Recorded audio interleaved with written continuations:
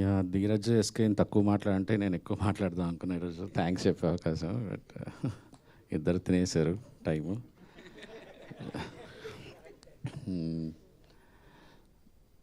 ఒక్కొక్క మంచి అంటే నేను ఇది నా 5th ఫిలిం యాజ్ ఏ రైటర్గా, ప్రొడ్యూసర్గా 4th ఫిలిం. ఒక సినిమా మంచి సినిమా తీస్తున్నప్పుడు ఇట్లా నేచర్ హెల్ప్ చేస్తుంది. అది నేను చాలాసార్లు గమనిస్తూ వచ్చాను అన్నమాట.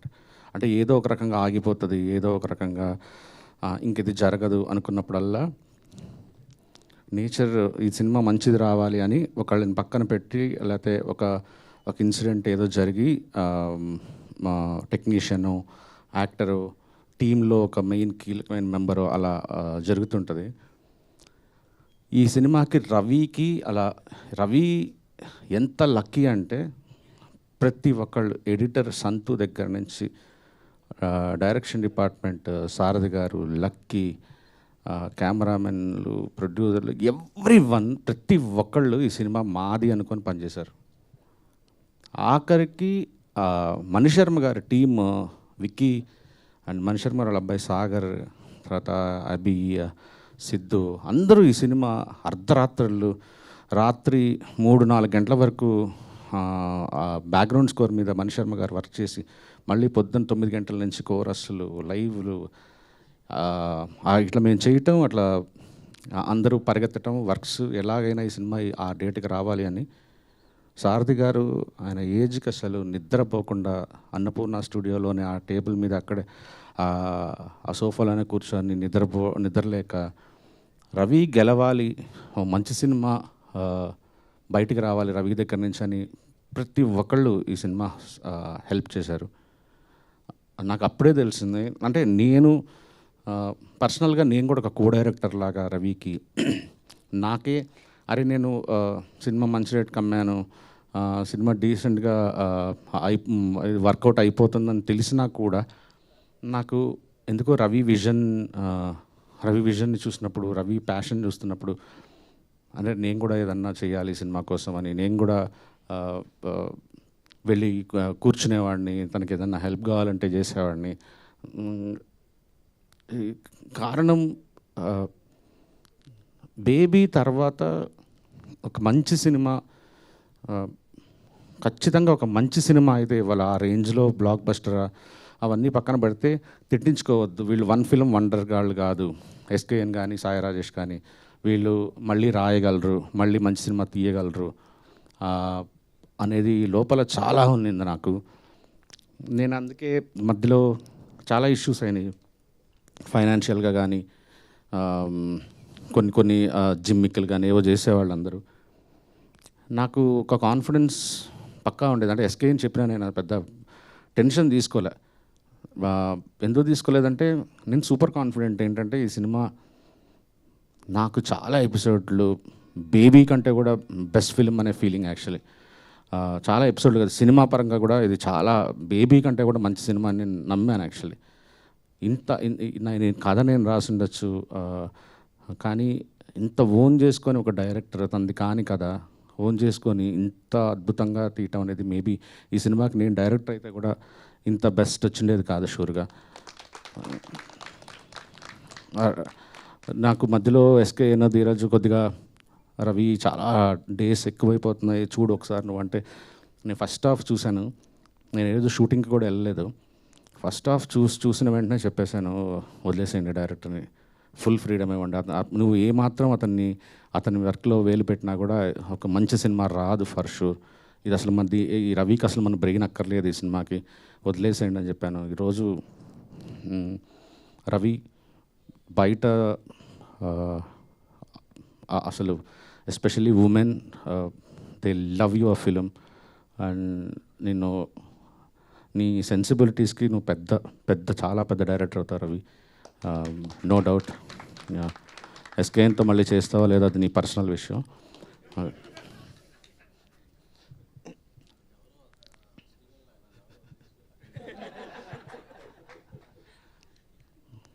నాకు ఎంత కనెక్ట్ అయిపోయినా అంటే ఈ సినిమాకి నేను నా సొంత సినిమాలాగా ఫీలింగ్ ఉందన్నమాట. అంటే నేను నా సొంత సినిమా అంటే ప్రొడ్యూసర్గా కాదు, కథకి, పాత్రలకి.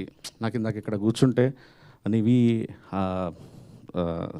వీళ్ళిద్దరిని పక్క పక్కన చూస్తుంటే బ్రెయిన్లో అనమాట, అంటే ఇప్పుడు నిజంగా రియల్ లైఫ్లో నివి ఉంటే, నివికి ఒక కష్టం వస్తే, అంటే క్లైమాక్స్ తర్వాత తెలుసు కదా, కష్టం వస్తే మళ్ళీ స్టీవెన్ రాకుండా ఉంటాడా, ఇట్లా బ్రెయిన్ చూస్తుంటాడా, తనకి ఏమైనా ప్రాబ్లం వస్తే తనకు ఆ ప్రాబ్లం ఏమైనా తీస్తుంటాడా. అదే సో బ్రెయిన్లో అంటే వాళ్ళు ఇద్దరు ఎంత ఎంత ప్రేమించేశానంటే ఇద్దరిని. నాకు గౌరీ అంటే మా వాళ్ళు ధీరజ్ ఎస్కేఎన్ అందరు స్టార్స్, ప్రతి స్టార్కి కట్ చేయించడానికి ట్రై చేశారు అమ్మాయిలకి. ఆ అమ్మాయి ఫామ్లోకి వచ్చింది, ఈ అమ్మాయికి వెళ్ళి కట్ చెప్పు, ఈ అమ్మాయి ఫామ్లోకి వచ్చింది, ఈ అమ్మాయికి వెళ్ళి కట్ చెప్పు అని.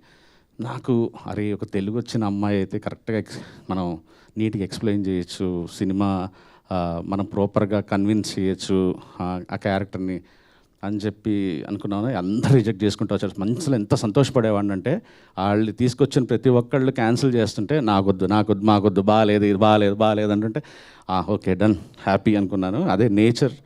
నాకు ముందు రోజు నైట్ నేను లవర్ అనే ఒక సినిమా చూశాను, అసలు ఈ అమ్మాయి కదరా అసలు నివి అనిపించింది. పక్క రోజు కథ చెప్పిన వెంటనే చెక్ పట్టుకెళ్ళిపోయింది. కథ ఎలా ఉందో కూడా చెప్పలేదు. Thank you. ఎంత కష్టపడిందంటే తను సెకండ్ హాఫ్లో మీరు చూసుంటారు ఒక సీను, లిటరల్లీ నేను ఒకరోజు ఈ అమ్మాయి ప్రిపేర్ అవుతుందా లేదా అని క్యారవాన్లోకి వెళ్తే లైట్లన్నీ ఆఫ్ చేసుకొని ఒక సాడ్ బెడ్ లిటరల్లీ ఏడుస్తుంది కూర్చొని ఆ మూడ్లో ఉండటానికి. నాకు భయం వేసింది, ఈ పిల్ల ఏంట్రా అసలు ఇంత ఇన్వాల్వ్ అయిపోయింది అని. Thank you Gauri. ఈరోజు నాకు చాలా చాలా తృప్తిగా ఉంది, నీకు ఇంత పేరు వస్తుందని ఫస్ట్ నుంచి చెప్పేవాడిని నీకు. అండ్ నాకు హాస్పిటల్లో మదర్ సీన్ మీరు థ్యాంక్ యూ అండి, చాలా బాగా బ్యూటిఫుల్ చేశారండి అసలు. యాక్చువల్లీ తను ఒక డైలాగ్ చెప్తుంది తను, నేను ఎడిటింగ్లో ఎన్నిసార్లు రిపీట్, నాకు ఇప్పటికి కూడా ఆ ఒక షార్ట్ గురించి మళ్ళీ చూడాలనిపిస్తుంటుంది. మా డిఓపి గారు ఫెంటాస్టిక్గా తీశాడు. సినిమాకి ఏం కావాలో అసలు కొన్ని సీన్లు చూస్తుంటే అట్లాగా చెక్కినట్టుగా ఒక క్లాసిక్ తీసినట్టుగా విజువల్స్ ఇచ్చారు. Thank you sir. అండ్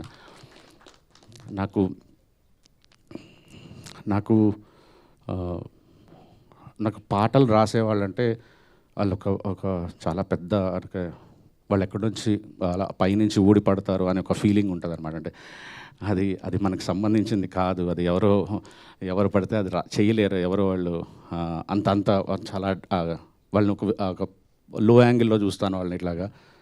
నాకు అలాగా నా కెరియర్లో నేను సంపాదించుకున్న మంచి స్నేహితుడు బ్లైండ్గా అనంత్ గారికి కథ చెప్పేసి ఆయనకు ఫీడింగ్ ఇచ్చేస్తే నేను ఒక్క మొక్క కూడా దిద్దను, అడగను. ఎందుకంటే నా పనితో ఆయన పనితో పాటు నా పని కూడా నా స్ట్రెస్ కూడా అందరి స్ట్రెస్ కూడా తీసేసుకొని నాకు అవసరం లేదన్న ఇంతకంటే బెస్ట్ రావాలంతగా గొప్ప లిరిక్స్ ఇస్తాడు అనంత్ గారు. మా ఫిల్మ్ఫేర్, ఐఫా, సైమా 3 ఓ రెండు ప్రేమ మేఘాలతో కొట్టిన తర్వాత మళ్ళీ నాకు ఫుల్ కార్డ్ మొత్తం అన్ని పాటలు అనంత్ గారు రాసిచ్చారు. Sir thank you so much. And last cinema మొత్తం చూసి చిరునవ్వుతో అనే పాట రాసినప్పుడు కళ్ళల్లో నీళ్ళు తిరిగినాయి.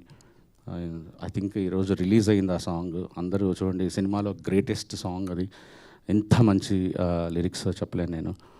And thank you sir, thank you. ఈసారి కూడా అన్ని అవార్డులు గెలవాలని కోరుకుంటున్నాను.